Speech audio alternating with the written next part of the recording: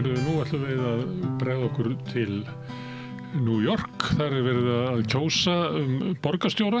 Það nú verið að kjósa víða í Bandaríkjunum akkurat þessa dagana eða í dag. En við ætlum að bara horfa til New York og hún komin hingað Bryndís Ísfold Hlöðversdóttir sem samskiptastjóri, eða ekki?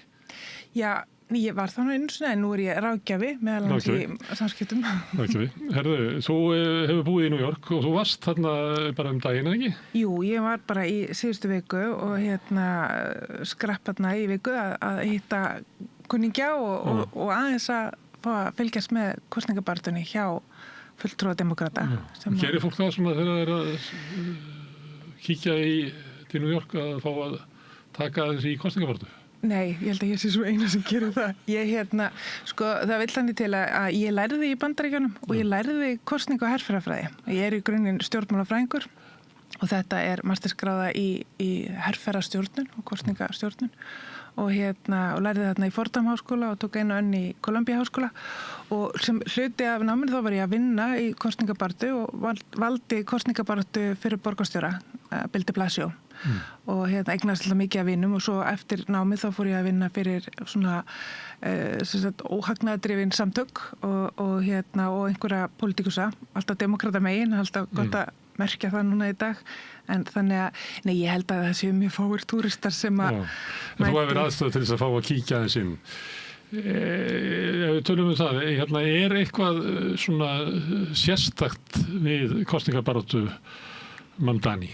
Já, það er margt sem er ólíkt kannski því sem að klassísk herferð, kosningaherferð í Bandaríkjunum, hún lútur ákveðnum lögmálum. Hann hefur í raun og veru sprengt alla skala, kannski líka náð til miklu fleiri heldur en bara þeirra sem geta kosið hann.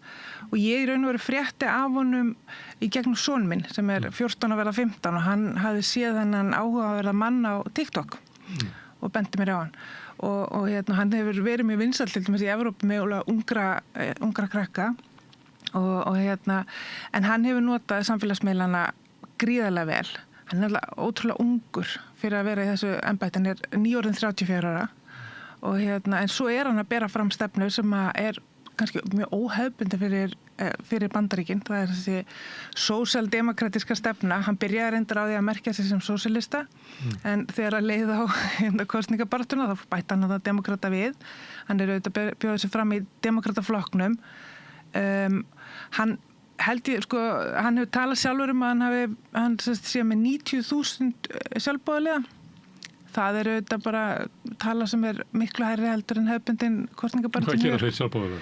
Þau ganga í hús, þau hringja og svona til að byrja með þá eru þau líka ofta að safna undirskriftum að þess þarf til þess að gera framboði löggilt og svona þessi praktísku verk alveg í byrjun en aðalega eru þau að ganga í hús og þau hafa verið að ganga í 100 til 200.000 hús bara á síðustu dögum. Þetta hafa verið svona ég hef aðgang að grúpu þar sem maður sér hvernig gengur hjá þeim og það er alveg ótrúlegt hvað eru margir að mæta og það er þannig í raun og veru þá er það þessi svona mikli þorsti eftir breytingum sem við sáum auðvitað líka í kosningabaráttunni í síðustu forsetakosningunum það sem að fólk sópaðist aftur að Trump og það er held í það svona sem að hann er að stíga kannski einna fastast inn í, það er þessi mikla krafa breytingar. Einhvern sem vilja bara eitthvað annað.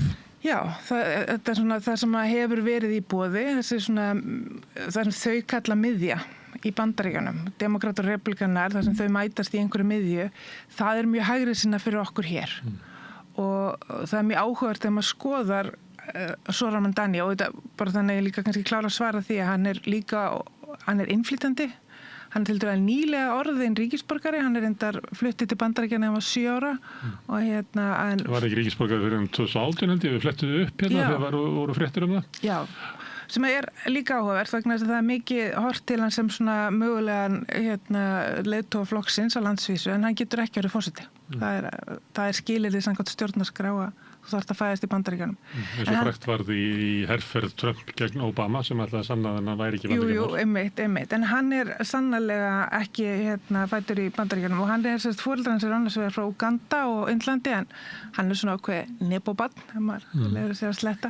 Mamma hans hefur búið til frábæra bíómyndir. Alveg frábærar, alveg rétt og er frá Indlandi og pappa hans er prófessor í Columbia. Og þannig að hann... Það var indversk svona innflytjendur í Uganda á þessum tíma, við munum það sem að munum eftir Idi Amin, hann var að reykja þetta fólk úr landi. Já. Þannig að það var svona indverst samfélagi inn í Mið-Afríku. Einmitt. En hann er líka múslimstrúar sem að hefur verið notað mikið gegn honum og hann hefur gert upp alls konar skoðanir. En hann hefur mátt mæta mikil andstöðu og hann á samaskapi eru 40% þeirra sem búa í New York eru fæddir í öðru landi. Og það er ekkert allt kjósendur auðvitað, þarna eru höfuðstöðvar Sameinuðu þjóðanna og alls konar alþjóðlegar stofnanir og auðvitað fjármálakerfi sem er auðvitað mjög alþjóðlegt. Þannig að hann er mjög óhefðbundinn á þessu leyti, en kannski fyrst og fremst það sem að einkenna hann er að hann er síbrosandi. Það er alltaf voða gaman hjá honum og hann er ofboðslega sjarmerandi og svona léttur. Og þannig hefur hann einhvern veginn svona tekist að hrista af sér svona mikla ágjöf. En hann getur líka verið svolítið hvass og svona, til dæmis í kappræðum þeirra, hann stingur fast. Hann gerir það, en hann er samt áður... Hæðist að koma. Já, hann gerir grín af fólki og hann fer alveg í mannin, hann er ekki bara í boltanum eins og svona kannski hinn fullkomni stjórnmálmaður væri en hins vegar að þá er einhver léttleiki yfir honum sem að mér finnst ég ekki hafa séð mjög lengi, minnir dálítið á Obama, svona hann er mjög mælskur og hrífandi, svo er hann öðruvísi og þannig að það er mjög margt við hann sem að er heillandi og kannski svona það að vera svona ungur að það leifist honum að vera svona léttur. Hann er líka fyrir ég held ég getist hip-hop söngvari og tónlistarmaður og það eru til mjög fyndin og skemmtileg myndbönd sem hann gaf út þegar hann var aðeins yngri. En þú talar samfélagsmiðla og hann sendi frá sér svona myndbönd af sér. Ég sá eitt sem hann var að hoppa í sjóinn í jakkafötunum og hann er að gera svona kannski minnir á Sigmund Davíð eða eitthvað. Hann gera svona ólíkindar hluti. Já, ég veit, hann er... Þú veit síst að við öllu spyrja þá tvo saman. Já, maður veit ekki hvort að Sigmundur verður hers með það, en hann er hins vegar að nota myndmáli mikið og svona táknrænar gjörninga eins og hoppa í sjóinn, þá var hann að benda á hann ætlaði að frysta leiguverð, en New York borg hefur í raun og veru 1 milljón íbúðir í New York sem þau geta haft áhrif á verðlag. Verðið á þessum íbúðum er ákvarðað nefnd sem að borgarstjóri skipar í. Eldgömmul svona leiguþaks aðferð sem er þarna. Já. Hefur verið gagnrýnd tíma að þarna sé fólk getur komist inn í leigu sem er langt undir markaðsverði? Já, það er náttúrulega brjálæðislega dýrt að leigja í New York og ég fletti svona upp bara í gær og þá fann ég tölur að kostar 500.000 íslenskra króna að leigja einsherbyggja íbúð, bara það er svona meðalverð. Ég man þegar ég bjóð þarna þá var ég að borga eitthvað svipað, það eru 10-12 ár síðan. Þannig að það er alveg brjálæðislega dýrt að leigja þarna. Og við erum ekki að tala svona leiguverð eins og er hér. En þetta er þetta, húsnæðismálin eru þetta svona global vandamál. Og það verður allt svona miklu yktara í New York. Og hann notaði þetta myndmáli með að hoppa í sjóinn en hann áhört líka að bera saman Andrew Cuomo sem er höfuð andstæðingur hans, fyrrverandi ríkisstjóri sem þurfti að segja af sig vegna þess að fjöldi kvenna saka hann kynferðislega áreitni. Hann er 67 ára, svona hefðbundur, mjög reynslumikill pólitíkus, satt líka sem ráðherra í stjórn Bill Clintons og hann rekur mjög hefðbundna kosningabaráttu. Til þess að skoða stefnuskrá hans þá þarf maður að downloada PDF-skjali til þess að skoða stefnuskrá Zoran Mandani að þá eru svona lítil textaklausa og svo myndband sem að auðvitað getur maður skoða lengri texta en svo er myndband þar sem hann segir í stuttu máli og einmitt hoppar í sjóinn eða gerir eitthvað svona til þess að lýsa þessu á einfaldari hátt. og fyrir þá kynslóð sem að alast upp núna að þá þetta í raun og veru miðlun sem að nær í gegn og fólk skilur miklu betur og hann kann þetta alveg greiðlega vel. En hann kemur með stefnuskrá sem að kannski sérstök, þannig hann þarf athygli til þess að koma því til skila á meðan að kannski hefðbundni stjórnmálamaður að segja bara treystu mér að því ég treystu verður eitthvað leys, ég ætla bara að halda í orðinu meira og minna, en hann þarf að útskýra á hverju hann vil gera einhverjar róttækjabreytingar. Já, hann ég hef svolítið verið að basla með þetta því það einmitt mikið tala þetta að hann sé svona hann auðvitað mjög vinstrisinnaður og hann sé mjög svona... Trump segir þessu kommunisti? Já, hann það klárlega ekki. Það ekki rétt. Ég held að Trump hafi sagt að Kamala Harris var líka kommunisti? Já, einmitt, nei, hann það ekki. Ég veit ekki eins og hvort hann myndi, að maður setur þetta bara svona íslenskt flokka róf og þá væri hann eitthvað staðar á milli samfylkingarinnar, vinstri grænna og sósíalista flokksins, eitthvað staðar þar. Einhver hefur sagt að hann væri svona, hvað maður segja, svona frekar í vinstra lagi fyrir norræna pólitík en samt kannski bara að því að hann að koma með þessa miklu, hann komið svo stóran pakka, hann breytir svo miklu í einu en mjög margt af því sem hann að leggja fram annarkvort með fordæmi sem sagt í New York eða bara svona klassisk norræn pólitík og Þetta allt svona efnahagslegar aðgerðir, þetta til þess að bæta lífskjör fólks. Já, þetta ekki svona eins og vinstri stefna í Bandaríkjunum oft eitthvað svona til menningarstríðinu, hann ekki þar. Já, hann ekki, hann svo sem talar alveg réttindi, eins og réttindi samkynhneigðra og allar að vera jafnir fyrir lögum og þetta hann sem innflytjandi hann auðvitað líka koma þannig mála hann hefur þurft að adressa svona ákveðna þætti varðandi sjálfan sig í kosningabaráttunni. Nú skammar sér ekki þessu það? Nei, og hann heldur blaðamannafundi fyrir utan Oskur? Já, og það kannski líka eitt af þessum einkennum, hann bara hann sjálfur, hann ekkert að reyna að vera eitthvað annað en hann mikið af þessum málum eru svona efnahagslega mál og ef við myndum bara svona þessi helstu mál, hann til dæmis að tala fría strætisvagna sem var nú held ég kosningamál Flokks fólksins í síðustu kosningum. Það nú þegar einhverjar strætóleiðir sem eru ókeypis, held ég einu hverju hverfi í New York og síðan eru ferjurnar einhver leyti ókeypis þannig að það ekki fordómalaust en hann auðvitað að tala alla strætisvagna. Þetta efnahagsleg aðgerð að því leitum til að það dýrt fyrir fjölskyldur að ferðast inn í New York og það sem kannski, og svo þetta auðvitað líka svona ákveð umhverfismála því að þau eru miklu vandræðum. Ég vann mitt fyrir svona herferð sem að gekk út af það að reyna að auka flæðið eða bæta flæðið á milli hverfa í New York og það mjög flókið. En síðan hann að leggja til þetta að frysta leiguna. Og þá hefur New York þetta tæki að geta í raun og veru annarkvort bara, það í raun og veru hækkar með annarkvort verðlagi að verðbólgu, hvernig sem það reiknað út. De Blasio held ég hafi fryst hann 3 sinnum á sínu 8 ára tímabili, valdatímabili. Hann að leggja til að hann verði fryst í þessi 4 ár sem eitt kjörtímabili það held ég sé ekki með fordómum en eins og ég segi það hefur verið fryst. Síðan hann að tala leikskólamál eða daggæslu barna og alveg frá bara nokkra mánaða og ég man eftir því ég var að vinna í kosningabaráttu De Blasio þá voru þau að leggja til eitthvað sem heitir að bæta við pre-K sem K stendur fyrir kindergarten og það 5 ára bekkur sem hefur lengi verið í grunnskólum í New York en þau voru að bæta við 4 ára bekk sem leikskóli þá inn í grunnskólunum.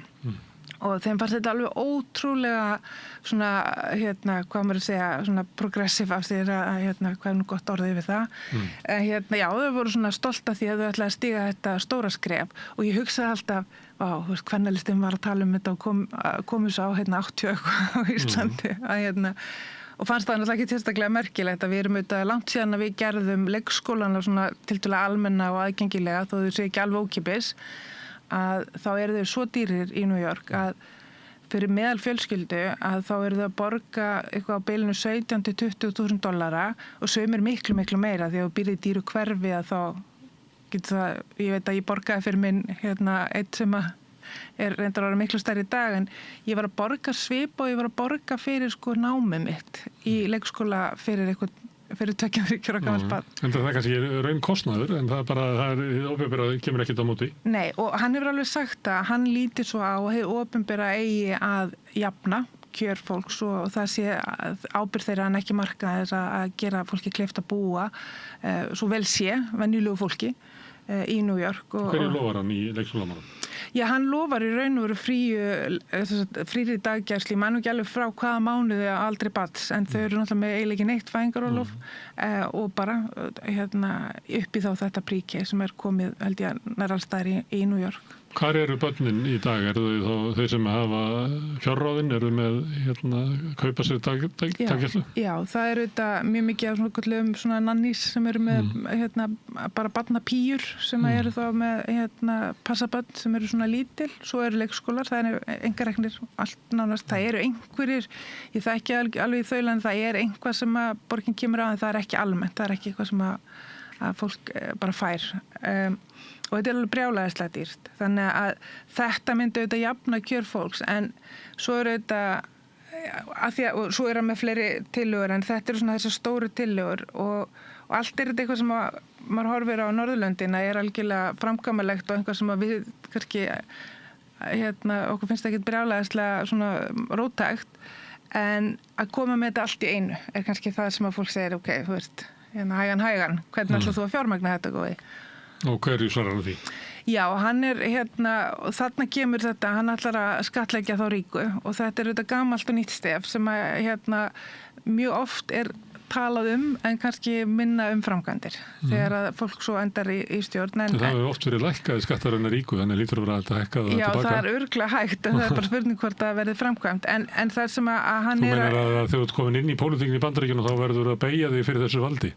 Það allavega hefur, þetta er stef sem að maður hefur heyrt mjög oft og maður kannski minna sig framkvæmdin. En hann leggur til að hækka tekjuskatt á þá sem eru með meira en $1 million í tekjur á ári og svo er hann að tala að hækka corporate tax á stórfyrirtæki og jafna við New Jersey sem er samt alveg, ég held að New Jersey sé með 11,5% minni það og New York með 7,1%. Þannig að hann er að tala talsverða hækkun varðandi stórfyrirtæki. Og borgaryfirvöld hafa völd til þess að gera þetta, auðvitað til þess Íslandi? Já, og sko á borgarstjóri New York hefur meiri völd heldur en eins og við erum að segja þetta hér. Hann þarf samt sem áður að vinna með borgarstjórn og fá einhverju samþykkt. Já, en borgarstjórn hérna geti ekki hækka skatta vegna þess að bara ríkið sem getur ákveðið það. Nei, og svo er þetta sveitarfélög á Íslandi á hausnum. Já, en svo er þetta náttúrulega flókið því að svo er einhver hluti af samgöngunum sem er undir alríkinu og þess vegna er Trump að hóta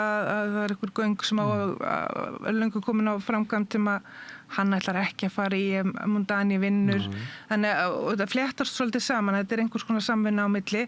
En hann hefur þau völd að hann getur auðvitað að hækka skatta, þetta er bara útsvarið þeirra, undir. En þetta eru, hann er að koma fram alveg óbúðslega svona kröftugar hugmyndir og róttækar á ameríska vísu, alveg klárt.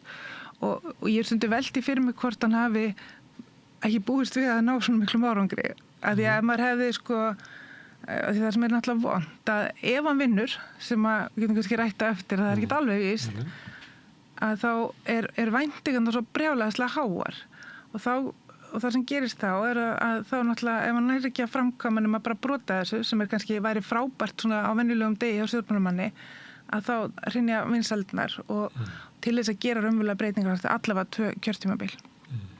Hann stígur fram með þessar breytingar og segir að New York sé ekki einhver staður þar sem að venjulegt fólk geti lifað. Það sé bara allt dýrt húsnæði og dýrt matur og dýr. Hann var nú með tillögur að hafa maturverslanir. Borgin er ekki eina maturverslun í hverju, hvað kallar þetta, hverfi? Þú talar samgöngunar, það eru alltaf dýrar, dagvistun er alltaf dýr, þannig að það þarf að gera einhverjar róttækjabreytingar til þess að það sé pláss fyrir venjulegt fólk í New York, því að borg sem er ekki pláss fyrir venjulegt fólk er bara ömurleg borg, það sem er bara einir allra ríkustu safna sig saman, það er bara hryllileg borg. Já, og það er þannig að fjórðungur þeirra sem búa í New York bara ná ekki endur saman, bara og jafnvel búa við fátækt einhver hluti af þeim, og þetta virkar þetta þannig að þá er það þannig að þjónustufólki kemur einhvern veginn aðsveigandi langt að og þetta er þetta bara ekki bara New York borg, þetta er náttúrulega bara mjög margar borgir og það er of dýrt að búa og ég meina alveg, við erum örugglega að sjá þetta einhver leiti heima líka að fólk komi að keyrandi frá láglaunafólk, já. Árborg til þess að og búa rúm í garðabænum já, og passa börn. Og ég meina, ég get alveg sko skilið að þú veist, það er alveg þörf fyrir svona einhverjar kröftuga breytingar í New York og Annars bara verður borgin óbærileg. Ég kem stundu til New York og mér finnst hún bara alltaf vera leiðileg. Já. Mér finnst hún langt skemmtilegust þegar ég kom fyrst svona upp á 1980. Já, þegar hún var pörtunatími. Já.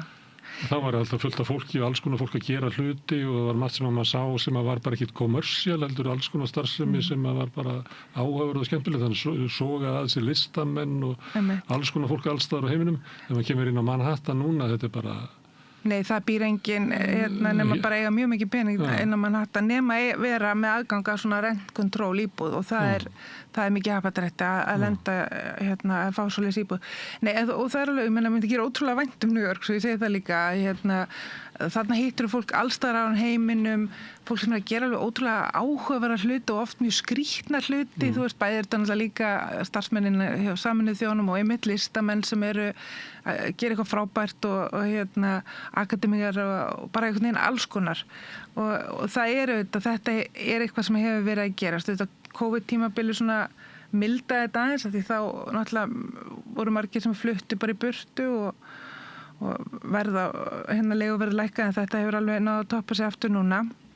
Það sem ég held að sé kannski áhyggjuefni, það er svona mikið af svona róttækum tillögum á bandarískan skala, hann er að leggja til, það verður erfitt að við raun og veru komast í framkvæmd, það verður erfitt að halda væntingunum uppi, síðan er það þetta svona hvernig landið er síðan að horfa á hana því að sko, ef Andrew Cuomo vinnur að þá verður þetta bara svolítið svipað hefur verið, hann er mjög fær pólitíkus og nær án efa einhverjum árangur sem hann hefur lagt til en ég held að og það sem ég skynjaði þegar ég var þarna í síðustu viku og við fórum á svona rally með honum og sem hann haldi í Queens og þar voru maður mætir þú veist í svona risastórt arína og ég var alveg farið á mörg svona þegar ég var úti þá sótti ég eins mörg rally og ég komst á og sá Bernie Sanders og Hillary og aldrei Trump reyndar, hann var lítið í boði í New York enda átti hann lítið fylgja að sækja þangað en og þarna mæta stuðningsmenn og líka fólk sem er að spá og spekulera og ég sat með hliðin á manni sem að var ekki viss hvort hann ætlaði að kjósa og kom til að hlusta en ég vildi þetta hún stuðningsmenn og þarna voru 10.000 manns ég var að fullt af svona fundum, ég hef aldrei verið með svona mörgum og gríðarleg stemming og þetta byrjar maður mæti 5 og svo kl. 6 þá byrjar fyrsti ræðumaður sem er einhver starfsmaður í framboðinu og svo kemur starfsmaður á Starbucks sem er að mótmæla sínum vinnuveitendum og svo kemur einhver verkalýðsforingi og svo trappast þetta svona uppþangað til að þú ert komið einhverja kjörna fulltrúa og svo mætir þetta aðalstjarnar alveg í lokin og Bernie Sanders og AOC voru þarna undan honum. Og það sem maður finnur er að það er alveg rosalega mikil hiti í fólki. De Blasio þótti mjög skemmtilegu frambjóðandi og var svona heillandi hann fyrir 12 árum. En maður finnur það alveg og við vorum hann í kringum fólk sem að vera að tala við kjósendur og svona og flestir auðvitað bara tóku vel í spjalli en fólk var líka hrópandi ég stið ekki hryðjuverkamann eða þú veist það svona... Áttu þá við hann? Já, áttu við hann. Og hann er múslimi. Já, og það er... Og að því hann hafði ekki verið með skýra afstöðu gegn Palestínu og með Ísrael. Já, og það hefur líka verið athyglisvert að hann er bara mjög skýr í sinni afstöðu fyrir frjálsri Palestínu og það er auðvitað New York er það svæði í heiminum þar sem að flestir gyðingar búa fyrir utan Ísrael. Þar eru bæði mjög frjálslindir gyðingar og svo íhaldssamari og allur skalinn og sumir stiðja Mondani en aðrir líta á þetta sem einhvers konar ógn við sig og hann sagði í viðtali var spurður hvað hann myndi gera en Netanyahu kæmi til New York og hann sagðist einfaldlega myndi beða lögreglum að handtaka hann og það er auðvitað því það hefur verið gefin út handtökuskipun á hann hálfu alþjóða sem að bandaríkjamennir reyndir ekki aðilar að sem að einmitt og það þarna lýsir hann kannski líka svona hversu svona alþjóðasinnaður hann er líka sem ég gerir það ráð fyrir hann vilja að Bandaríkin séu það. En löggan tilheyrir borginni, þannig hann gæti gert þetta? Já, ég hugsa það, hann gæti gert þetta, en ég veit ekki alveg á hvaða forsendum, hann þá mæntanlega ekki út ykkur ákjöru framsalssamningar? Nei, en þetta hefur auðvitað verið kannski líka áhugavert vegna þess að Trump hefur auðvitað náttúrulega sótt á mótmælendur sem hafa verið að mótmæla þjóðamorðinu á Gaza í háskólum mjög víða og svona þú ert gert þetta að þessu svona eins og Bandaríkjamenn gera mjög gjarnan svona eitthvað, taka eitthvað svona gildismál eitthvað það sem að svona mjög tilfinningaríkt mál sem að er kannski ekki í svona, hvað maður að segja svona daglegu brauði eða svona daglegt líf, snertir ekki daglegt líf fólks og þetta Gaza sé, þetta ætti að snerta daglegt líf fólks þau hryllingur sem að það er búið að eiga sér stað og og allavega svona tóast þjóðina í sundur með þessu og að þá fannst mér mjög áhugavert að hann skildi stíga fram og vera mjög staðfastur í sinni skoðun og hann hefur ekkert í raun og veru mildað þessa afstöðu sína á leiðinni. Hann hefur eins og gert það í öðrum málum. Eins og? Já, eins og lögreglunni. Hann hafði sagt einhvern tímann þegar í kringum morðið á George Floyd sem að vakti auðvitað gríðarlega athygli í Bandaríkjunum þar sem að lögreglumaður var valdur að dauða þessa manns eða drengs vakti mikla reiði í garð lögreglunar, ég man nú ekki alveg nákvæmlega hvenær þetta var, hvað árið þetta nokkur ár síðan. Já, þetta er 6-7 ár. Já, og þá voru demókratar mjög víða áfram það að það ætti að draga úr fjárstuðningi til lögreglunar, það væri of margir lögreglumenn og hún væri of fjármögnuð og væri of mikið lögregluríki og hann hafi tekið undir það og líka sagt að lögreglan væri rasistar innan lögreglunar. Hann baðst afsökunar þessum 2 ummælum og svo, já, hann gerði það bara og ég veit ekkert hvort að það, en ég held að það hafi skipt máli svo eða hlutinir kannski þessi eðlilega skýringar kannski hýta leiksins og svona, hann var ungur og ekki orðin fulltrúi, held ég þá. Þetta var 2020 sem að George Floyd var drepinn og hann var náttúrulega eldri maður, 46 ára á miðjum aldri. Okay. Og það tengist náttúrulega, það voru umræður að eftir að færa fjármagnið frá löggunni yfir í einhverjar félagslegar aðgerðir til þess að byggja upp hverfin. En það hefur oft verið túlkað þannig eins og að þetta bara taka peningana frá löggunni. En hugmyndin var svo að við getum farið miklu betur með þessa peninga með því að byggja upp félagslegt öryggi inn í hverfunum í staðinn fyrir að vera að halda þeim eiginlega undir einhverju svona hálfgerðri hernámi lögreglunar eins og er. Já, og hann með tillögu þetta líka sem er mjög áhugaverð að það sem hann að tala þetta mikið af fólki sem býr á götunni og það mikill fíkniefnavandi en það líka mjög mikið af fólki sem bara andlega veikt sem er á götunni og hingað til hefur það verið þannig að félagsþjónustan og lögreglan hefur sótt á þetta fólk og það farið þá það í raun og veru nauðungavistað og en hann hefur lagt það til að lögreglan þetta stíga út úr þessu. Það eru skipta skoðanir hvort það sé raunhæft en að það verði búið til eitthvað svona sérstakt teymi. En þá er hann raun og veru ekki samt að tala að taka peninga af lögreglunni heldur að þetta sé þráttur að hann sé svona róttækur í varðandi Gaza, varðandi lögregluna og hlutverk hennar í samfélaginu, varðandi uppbyggingu opinbers leikskólakerfis, leigu, bremsa, ókeypis samgöngur og fleira, þá er hann að mælast með svona 44% fylgi.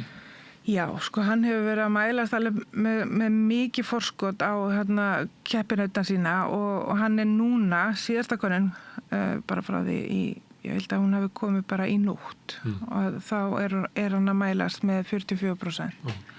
En höfuðandstæðingur hans með 39% andrúrkomu og það er það minnsta sem hefur mælst á milli þeirra. Það eru 5% stig, það voru 7 í fyrradag.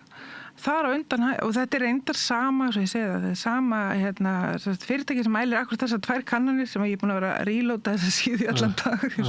Verður svona tölvunur þegar maður er spáð svo mikið í kostningum.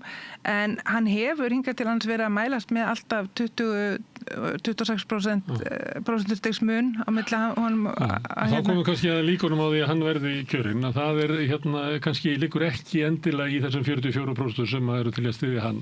Heldur hvernig aðrir sem alls ekki vilja fá hann, hvernig þeir munu hegða sér, hvort það munu fara fylgi frá frambjóðanda republikana sem heitir Curtis Silva sem var nú kannski full tilefni til þess að ræðum, er svona svolítið sérstakur stjórnmálamaður, yfir til Andrew Cuomo sem hefur svona möguleika á að fella hann. Já, sko... Þá það, hversu slæmt það að vera múslimi, sósíalisti í Bandaríkjunum, er kommagrílan og óttinn við innflytjendur og múslima nógu sterk til þess að fólk, til þess að svo republikanar sem að svona venjulegum degi myndu aldrei vilja kjósa Cuomo, látið sér bara hafa það. Já, sko, ég held að sé samtalið til þess að vera sanngjarn að þá, þar sem að Cuomo hefur tekist, auðvitað búið að vera mjög ósanngjarn gagnrýni og þegar ég sé ósanngjarn gagnrýni þá er það ekki í einhverjum kappræðum einhver hafi verið að halda einhverju fram heldur.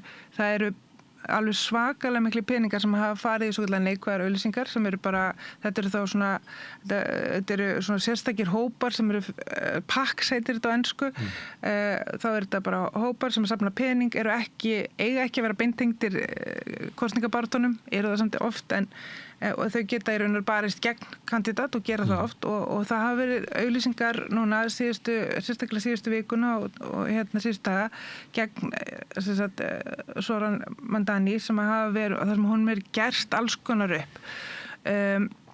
Þannig að það er eitt. Hins vegar að það hefur komið náttúrulega gríðarlega mikla reynslu og þar sem honum hefur tekist núna síðustu daga er að draga fram þennan mun á milli þeirra tveggja.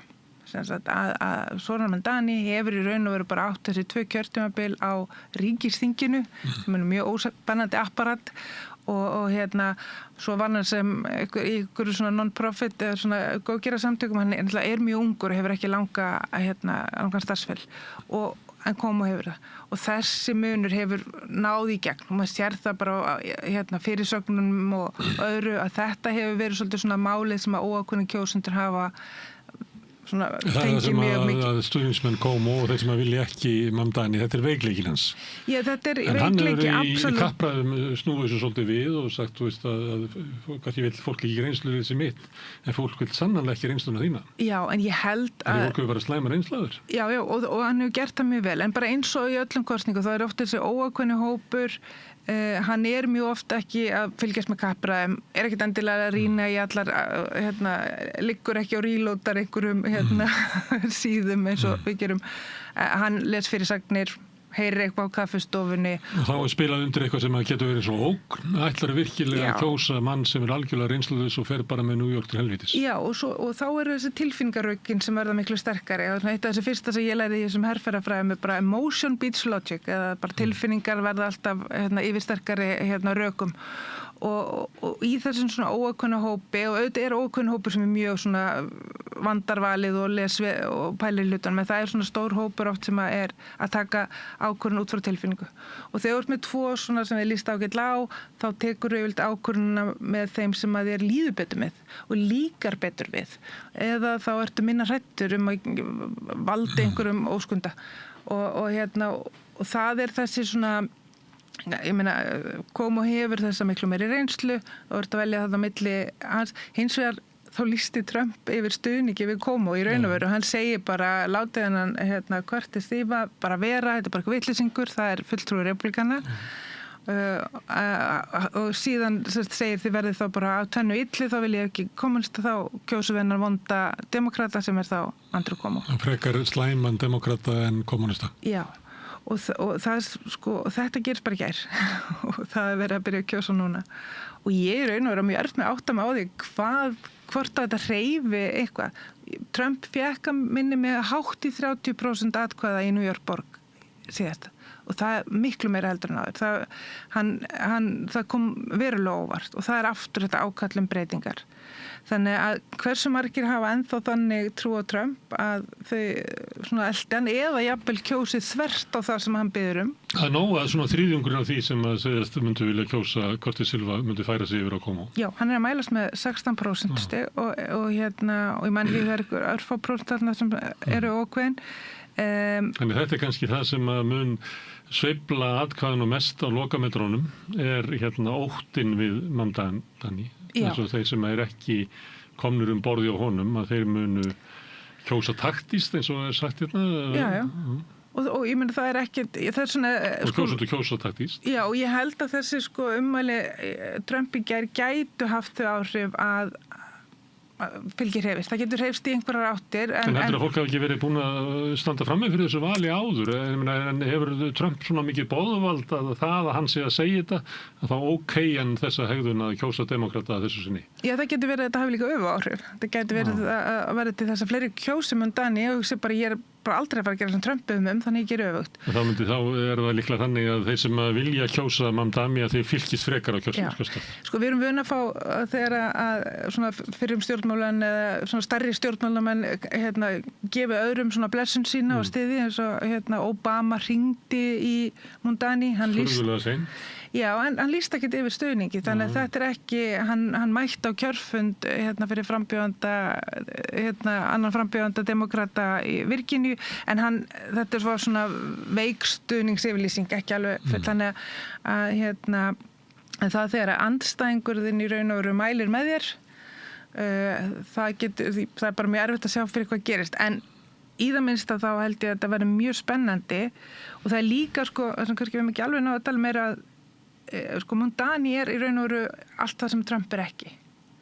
Hann er innflytjandi, hann er dökkur á hörund, hann er múslimi, hann er ungur, hann er brosmildur, hann er hann svona sýnir ákveðin þroska í samskiptum og hann er ekki algjör fíbl.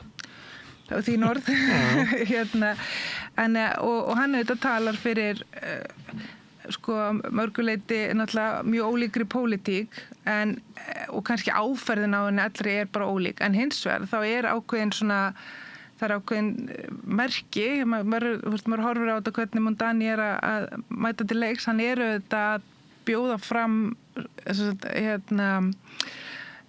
stefnu sem er allavega býsna óraunhæf á einu kjörtímabili og myndi vera mikil uppeyja í stjórnmálum, jafnvel í New York. Trump náði kjöri með frekar óraunhæfi stefnu. Það er svona populísk aðferð. Þetta tikkar Dani ekki öll þessi... Þetta sama með flokk fólksins? Ég meina, já, það er þetta... Er þetta algengast það sem hefur hlustað á reform í Bretlandi í tala? Já, einmitt. Og svo er það líka annað sem er áhugavert að því nú eru demokratar í miklu vandræðum á landsvísu og reyna átt að segja hvernig að mæta Trump og þess vegna er svona náttúrulega mikill fókus á þessar kosningar. Er þetta rétta leiðin fyrir demokrata? Eiga að færa sér svona til vinstri? Er norræna módeli kannski málið? Til þess að það því niðurstaðan að þá þyrfti líklega Dani að vinna þetta með góðum. Já, ég hugsa það og þetta þyrfti líka að ganga vel. Og og það er sem ég líka alveg svona velti fyrir kannski er það bara því að maður er svo sjálflægur í sínu, hann hefur sjálfur sagt að ég er svona skandinavísku pólitíkus, hann hefur líkt sér við það í viðtölum en í raun og veru þá stundu sakna sem bara okkur segir ekki bara þetta er bara svona eins og í Evrópu en við erum að horfa og ef þessi svona sveifla svona til vinstri, svona langt til vinstri verður í Bandaríkjunum og þetta er New York ekki Bandaríkin. Við líka alveg átt okkur því að borgirnar austur og vesturströndin hafa verið miklu vinstri sinnar heldur en miðan og annars staðar að við erum líka að sjá þetta í Bretlandi með græningja. Sem er ekkert svo ólíkt Polanski og Dani er ekkert svo ólíkir því að þeir leggja áherslu á svona efnaðsleg mál og eru bara með svona bara eiginlega no bullshit skandinavískan sósíaldemokratisma frá svona 1960 til 1970. Já, og eru heldur ekki að sækja... Og Palme. Já, og ég er bara svona mjög klassísk norræn velferðarpólitík. Já, sem að kannski sósíaldemokratanir í Skandinavíu hafi yfirgefið, sko. Æ, ég veit það nú ekki. Já. Tökum annað þetta í það. Já, við tökum annað þetta. En það sem er rosalega áhugavert við þetta er þessi sveifla til hægri og líka að því að hann er frjálslyndur það hefur líka fyllt en hann gerir ekki frjálslyndispólitíkina sína eða svona gildismál hann þarf þess ekki að því hann er það í sjálfsögum af því hver hann er já og hann gerir það ekki að kosningamáli hann sækir ekki fylgi að því að ég þú veist líta bara mannréttindi fyrir allar sem eitthvað það er ekki einu svona ræða það er bara þannig og ég held að það sé líka svona smart leið til þess að kljúfi ekki fólk hún er mér í samstöðu þegar þú ert að tala mál sem að svona stóru málin sem að raunverulega er eitthvað sem fólk þarf að breytingum að halda og það eru þessi efnaðslegu mál. En það er í kostningabaráttu, þá er þetta náttúrulega óttan við andstæðinginn og það er alveg miskunnulega snotað gagnvart honum. Hann náttúrulega hefur hins vegar kannski við sterkasta kostningalofvörð sem eru breytingar. Ég meina Obama var kosin út af það og ég meina það ekki algengasta kostningaslagur sem hefur verið notað, það er eiginlega svona að lofa ykkur breytingum. Ég bara, það er búið að ljúga að mér áratugum saman og ég vil bara eitthvað nýtt. Sumlega vann Trump á því, Obama vann á því og það er, ég meina, unni kostningar á því. Já. En hins vegar að þá kannski frekar í bandarískum stjórnmálum heldur en í annar staðar, að þá snýst þetta það hver nær að fylgja sínu fólki á kjörstað. Og til þess að fylgja fólki á kjörstað breytingar þá þarf það að vera eitthvað stórkostlega trú breytingar og þá var þú kannski að taka hana með hvort þessi raunsætt og hvað sem að dregu það úr því. En síðan getur fylgt fólki að kjósa ekki hinga eins og ekki að kjósa Trump. Kannski vann Biden á því að vera ekki Trump. Og það er svona að ekki að kjósa kommunistan eða ekki músliman og allt þetta. En síðan er annað sem er á baku þetta, það er hvernig kjósta hópurinn er samsettur. Og Mamdani er með svona frekar yngri kjóstur sem eru ólíklegri til að mæta kjóstað. Já, það er absolutt það er rétt og þetta maður hefur séð þetta bara í kosningum hér, þú Píratar haft mælt rosalega hátt og svo kemur að kjörti og þá niðurstaðan allt önnur. Ef maður reiknar fyrir aldri þar það var kannski svona 1,5% sem að dettur niður. Það minnst að stundu vera íkt í umræðinni að það sé ástæðan. Það er eitthvað svona trúverðuleiks ástæða líka því að þegar fólk kemur í kjörstað að þá er það oft svona alvöru gefnar hvernig fer með atkvæði sitt heldur en hvernig það svarar í skoðanakönnunum. Já, sko, það voru 400 fleiri sem ættu á utankjörfundar atkvæðagreiðslu út í New York núna í síðustu viku. Sem er góð tíðindi fyrir hann. Það eru góð tíðindi fyrir hann að því litum til að því að þessi hópur er til að ungur. Það er reyndar svo þessi sagt að það er mismunandi hvernig menn túlka það, hvort að segja að það sé gott fyrir Cuomo eða Mamdani. Ég bara heyrt bara hliðar. Það er þessi ungur hópur, það skiptir máli.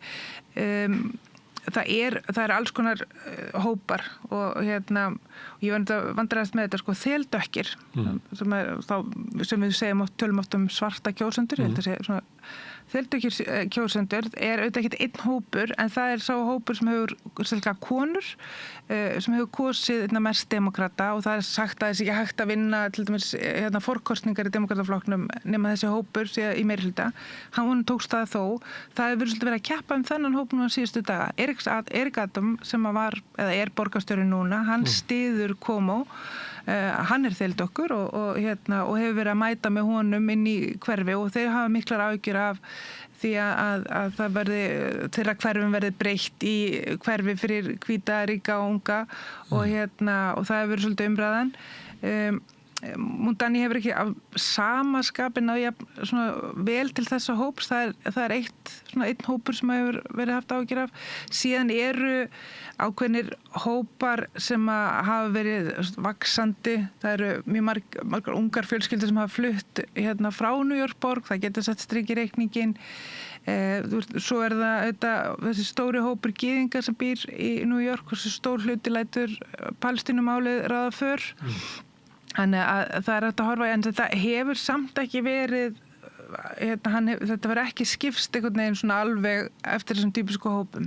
Þannig að það er samt sem að þessi svona óákveðni hópur sem ég held að skipta ekkert máli hvað upprunað þú ert eða hvað. Það er þessar tilfinningar sem skipta svo miklu máli að bæði og drífið út á kjörstað og þau eru með þetta alveg opbáslega flott prógram sem við heima á Íslandi hefum ekki nýtt okkur jafnvel sem er það sem kallað GOTV sem þýðir í raun og veru Get Out the Vote, þau náttúrulega búið til skammstafanir yfir allt og það er í raun og veru bara heilt prógram yfir það hvernig þú fær kjósendur til þess að mæta á kjörstað og núna er verið að tala við kjósendur síðustu daga þá eru þau spurð ertu búin að gera plönum að mæta á kjörstað og þá er fólk rænt að fá fólk til þess að segja já, ég er búin að gera plönum og veistu hver þú átt að mæta? Já, ég á að mæta þangað, ætlar að mæta einn eða tekur ykkur með þér og þá fyrir fólk að sjá þetta fyrir sér, þetta er svona ákveðin sálfræði og þá er líklega að mæti og líka að segja upp átt hvernig alltaf kjósa. Þá er betra að hafa 90.000 samboðalega.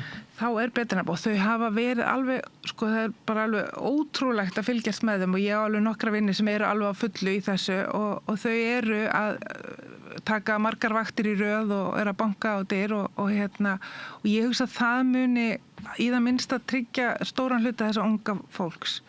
En það er klárt mál og þegar ég var að skoða stuðningin, það er mjög áhugavert og bara í þessari síðustu könnun að stuðningur kvenna við komu er meira heldur en kallar. Kallar stiðja frekar svona Mandani heldur en konur, svona heilt yfir.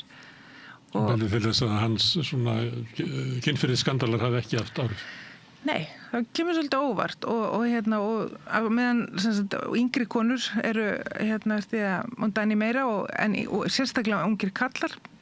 En það er oft talað um þess að þrjá að við tölum eins Curtis Lífa við höfum ekki kofra hann en hann sem þú sagt að hann er svona mjög sérstök típa, hann er svona ekta New York búi einhver orðaði þannig að Mondani væri framtíð New York borgar Curtis Lífa væri raunveruleikinn og Como væri fortíðin en hann gerist frægur fyrir það að stofna einhvers svona sjálfboðaliða öryggisveitir einhvern tímann í neðarræðilegstórum á svona tímum þú ert ung til að munna eftir myndinni Death Wish með Charles Bronson sem að dró saman þessa ógn sem að var síðan gegnumgangandi í bíómyndum og suminiti hafði mikil áhrif á sjálfsmynd New York búa að væri svona órugg borg og það var alltaf bregðast okkur og hann fór og bjóð til sína eigin svona herdeildi sjálfboðaliða sem þetta heitir Skjöldur Íslands sem ætlaði að venda konur fyrir erlendum karlmönnum niður í bæ en það var svona hans sjálfboðaliða var kannski ekki alveg svona umdeildir en það var svona byggt á svipuðum að almenningur að taka stjórn sjálfur af því að borgaryfirvöld var ekki að sinna því. Þetta náttúrulega fyrir næstu í halvri öld. Já, og líka þegar New York borg var raunverulega hann með svona alpahúð og hlið svona eins og hermaður og svo var hann skotinn í leigubíl einhvern tímann 90 eitthvað og einhvern veginn flæktist inn í einhverjar mafíudeilur og eitthvað en hann á ekkert séns en það hann hins vegar hefur alveg verið að hann skipti máli í könnunum eins og sagðir á hann þá náttúrulega ef hann hefði hætt sem frambjóðandi þá væri Andrew Cuomo að fara að verða næsti borgarstjóri en núna það bara þú nefndir Erik Adams sem borgarstjóri og hann ætlaði að fara fram á hverju hefur hann bara ekki neitt stuðning eiginlega í borginni? Já, hann var ákærður fyrir svona einhvers konar hvað er frot hann flækt svikarstarfsemi hann hafði og það tengdist nú tyrkneskum stjórnvöldum í New York borg og einhverjum fasteignum og eitthvað, það voru 5 ákærur sem voru gefnar út en Trump kom því þannig fyrir að það var, hann var ekki það var að láta niður falla og hann þetta demokrati og mjög óvinnlegt að Trump skuli hafa gert þetta en hann hefur til dæmis gert margt svona, hann hefur ekki unnið á móti því að ICE liðar eru þarna í New York og þannig að hann bara kláraði sitt svona framboð í raun og veru með bara eigin gjörðum og þá að tengja sig við Trump og hann dró framboð sitt tilbaka og lýsti yfir stuðningi við Andrew Cuomo bara fyrir ekki svo löngu síðan það eitthvað 1,5 mánuður eitthvað svolítið síðan ef mann rétt. En það þessi kosningar geta haft mikil áhrif þetta náttúrulega fjölmennasta verði ekki ennþá fjölmennasta borgin í Bandaríkjunum? Jú, 8,5 milljón sem búa þarna. Og ef að yfirlýstur sósíalisti verður þar borgarstjóri það bara saga til næsta bæjar? Það það og það líka tilraun sem að verður áhugavert að fylgjast með og ég hef svona miklar áhyggjur af því að sko hvernig sem þetta fer að vonir og maður finnur þetta og maður tekur þetta bara svona á þessu svona hvernig maður var að tala við fólk sem býr þarna og hvernig þeim leið að það það að búa með Trump sem forseta það eitt en að vera síðan spenntur fyrir einhver að við getum einhver raunverulega breyst og nú ég að tala bara venjulegt fólk sem í vinnu ekki endilega bara svona eitthvað og bara getur verið alls konar en að það er svo erfitt að halda út að búa í New York út af öllum þessum kostnaði og öllu og en það þessi tilfinningi að það gæti eitthvað gott gerst, það gæti verið eitthvað betra framöndan með Trump sem svona búin að sýna af sér mjög svona, hvað maður segja, ógnandi hefðin fyrir mjög marga að að ég hef áhyggjur af því að ef Mondani vinnur ekki að demokrataflokkurinn það verði talsvært sko til þess mikið svona móralst högg. Þannig að ég ætla að koma yfir þetta því að það verður lesið í niðurstöðu þessar kosninga hvernig demokrataflokkurinn á að bregðast við Trump. Já, ef að Mondani vinnur með góðum meirihluta, þá má rekna með að verði hafin leit að svona vinstri sinnaðri frambjóðundum og einhverjum svona erindi fyrir flokkinn, að það sé leiðin að Já, í það minnst að þeir munu færast í einhvað til vinstri. Ég held að það svona heilt yfir að þá getur ekki sett New York módel yfir á allar aðrar borgir en þetta kalli sé þá í þessa átt að verði allavega reynd að búa til þessu uppskrift með því lægi sem að hentar hverju fylki og hverju borg. Já, og svo er það auðvitað náttúrulega sko, það eru aðri frambjóðendur og það er fleiri hlutir í gangi en ég held að bara demokrataflokkurinn þurfi nauðsynlega á því að halda að vinna stórt á morgun eða í nótt og Þegar maður vinnur náttúrulega alltaf Komur ennþá í flokknum?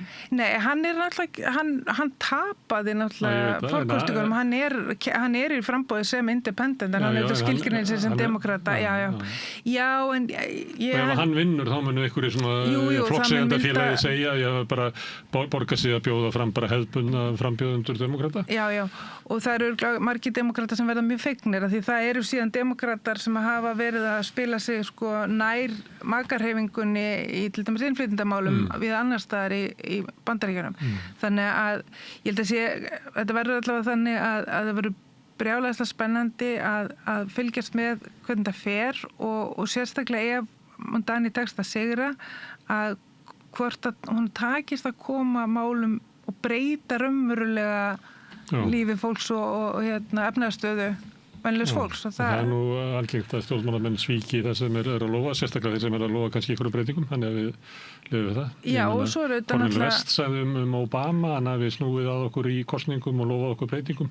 Eftir kosningar snýra sér að Wall Street og þjónaði sínu raunverulega kjördæmi. Já, og svo er það líka, þetta er náttúrulega fjármálaborg Bandaríkjanna og þessar skattahækkanir sem hann ætlar sér að fara fram með að mér finnst mjög líklegt að fyrirtækin bregðist við og þau geta bara fært sig yfir í eitthvað annað fylki og svo framvegist. Þannig að það verður örugglega einhver viðbrögð sem við erum ekki búin að sjá fyrir. En spennandi er þetta, það í það minnsta. En ef að þú er búið í New York og ekki vænt á borgina, ef að ég myndi rétta þér kjörseðil, hvað myndir þú kjósa?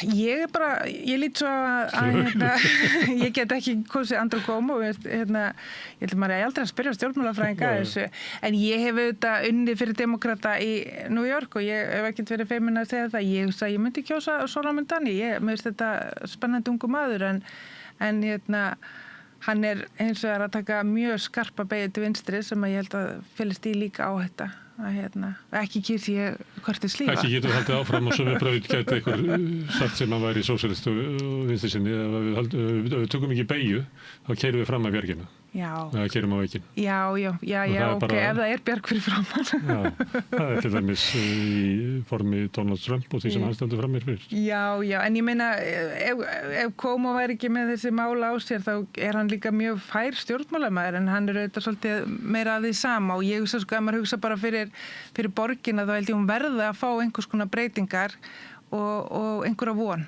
og það er líka þetta sem að lætur fólk svolítið tikka og heldur þessum áhuga á stjórnmálum að það eru þetta vonun að lífi geta orðið betra og skemmtilegra Svo reyndar er þannig að því sem vonbrigðin verða fleiri að þá eins og hefur komið fram í könnunum í Bandaríkjunum það er bara fleiri og fleiri sem hafa ekki trú á lýðræðinu. Já, og það er stórhættulegt. Já, þannig það verður að koma eitthvað almenningur verður að fá eitthvað út úr þessu sko. Það er ekki hægt að þjóna bara Wall Street endalaust og vona að almenningu bara setti sig við það. Já.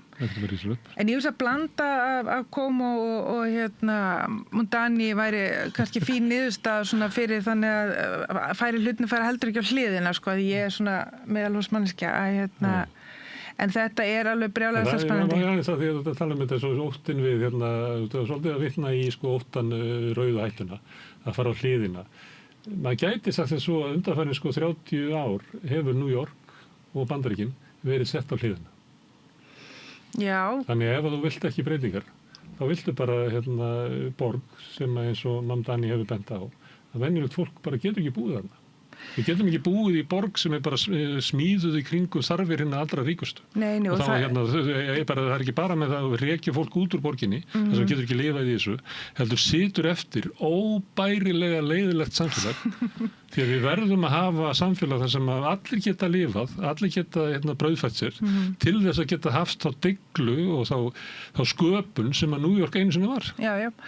Ég meina það er bara spurning hvernig að því að hættan við að bera fram svona mörgmála sem ég sagði áðan að ég held að hann hafi kannski ekki reiknað með því að vinna þegar hann lagði upp með þetta. Af því þá hafði hann lagt upp með eitthvað sem væri kannski líklega að koma í framkvæmd, að það eru mjög mörg mál sem hann er með á stefnuskrá, en bara eitt af þessu stóru málum hefði dugað til þess að fá fólk með sér. Hann þurfti ekki svona mikið.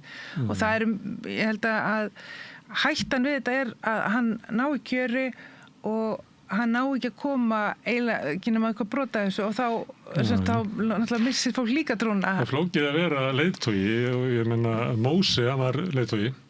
Hann stóð fyrir framan klofnu hafi og hann sagði ef við löpum inn í gegn þá var hinum inni fyrir heila landið. Hann gæti ekki sagt, þú veist, þetta löpum allavega eitthvað áleiðis. Hann gæti ekki sagt það. Nei, og það er alveg rétt. Þannig að stjórnmálin snúast líka svolítið að selja að sé raunhæf valkostur sem er annað en þetta helsi sem að er verið að bjóða okkur inn í þessari borg. Já, við værum örgulega heldur ekki að tala Zoran Mamdani núna ef hann hefði ekki komið fram með svona kröftu á stefnu. Hann gæti jafnvel verið svona hár í könnunum og allt það, en það að hann sé að taka leggja fram svona skarpa uppeyju, skarpa vinstri beygju, að það gerir hann auðvitað spennandi og þetta er kannski ástæðan fyrir að ég er sem stjórnmálafræðingur en ekki stjórnmálamaður, að hann hefur gríðarlegt hugrekki sem að alvöru leiðtogar þurfum við þetta að hafa. Þannig að það er alveg rétt hjá þér að hann ætlar sér þetta. Hann ætlar að fara í gegn. Hann ætlar að fara í gegn. Bryndís Ísfold, þú ætlar að vaka í nótt og bíða eftir fyrstu tölum. Það koma kannski 1 eða 2 í nótt eða svo? Já, nei, kjörstaði loka held ég 2 í nótt. Þannig að ég... Og þeir eru ekki með svona útgönguspár? Þeir eru með svona pappirs sem að yfirleitt svona seðla sem að stinga í tölvu. Ég var að spyrja einn úr kosningateiminast til Blasio að þessu áðan og hún sagði að það ætti ekki að taka það langan tíma að telja. En eru þeir ekki með svona útgönguspár eins og... Nei, heyrðu, ég hef ekki fundið eina einustu, það er alltaf ekki komið ennþá, en það er auðvitað, klukkan er bara pínupóns. Það var kosið í Holland daginn, það er landið eitt kjördæmi, það eru birtar útgönguspár sem ég held að muna einu þingmanni.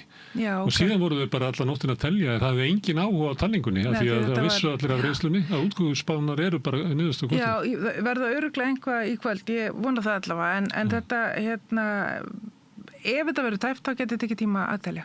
Ok, Bryndís, kæra þakki fyrir að koma. Takk fyrir mig. Við ætlum að fara frá New York og eitthvað allt annað. Næsti kafli í leit okkar að einhverjum skilningi er rétt handa við hótelið. Alþýðufélagið er frábær hugmynd. Félagsgjöld í Alþýðufélagið eru krónur 2.750 á mánuði og renna óskipt til dagskrár og útsendinga samstöðvarinnar. Samstöðin.is